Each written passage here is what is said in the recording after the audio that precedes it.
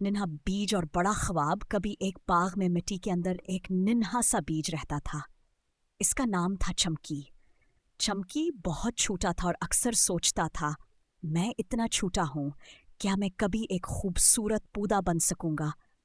ہر دن سورج مسکرا کر کہتا، ہمت کرو، میں تمہیں گرمائش دوں گا۔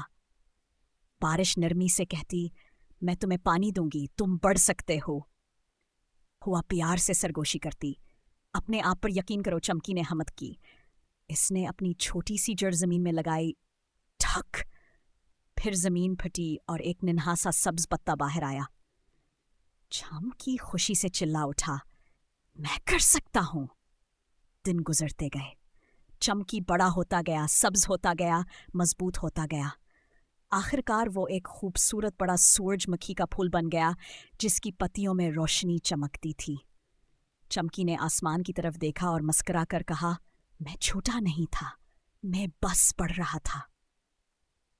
سبق: ہر چھوٹی شروعات ایک بڑے خواب تک لے جاتی ہے۔ اپنے آپ پر یقین رکھو، تم ضرور کامیاب